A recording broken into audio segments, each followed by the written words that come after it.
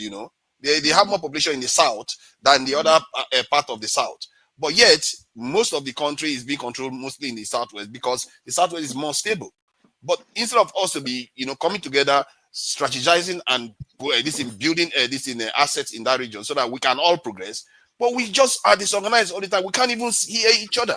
It's so strange that a Yoruba man will be in will resonate more with a South person than the person that is right next door to us that should understand what is going on in the South.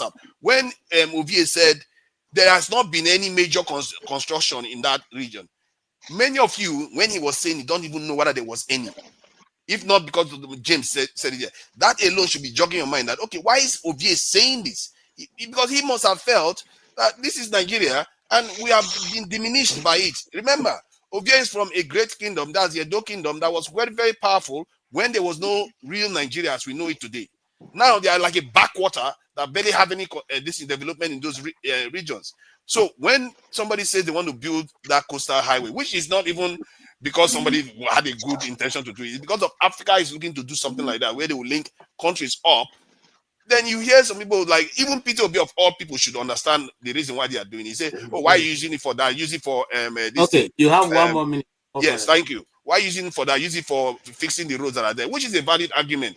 But first of all, you should have to acknowledge that it's a good project and you know why the project needs to be done, because it will benefit a lot of people in that region. And at the same time, you go on and say, okay, if they are trying to build a rail track through the southeast, does anybody here, I've never had one person disagree with that. If, as a matter of fact, I brought it up as an issue here that they should be built, they should get that road done, because I've traveled on that rail before, but now it's barely active anymore. I talked about the waterways that should go through the River Niger, so that all those regions, all those trade, why should they have to be going to the Lagos to be doing trade when Igbo man can just take his boat, this thing, and go straight through the waterway, straight to Onitsha there? All those things is for all our own benefit. I'm from that region too.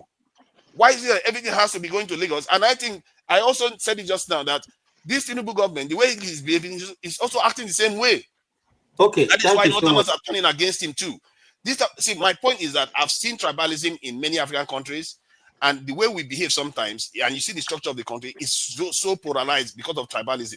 And we really need to start being conscious of all this things so that anything that is good for the country, we should just all back it, period. Don't worry about whose region all it is. the time that you need to talk. Thank you.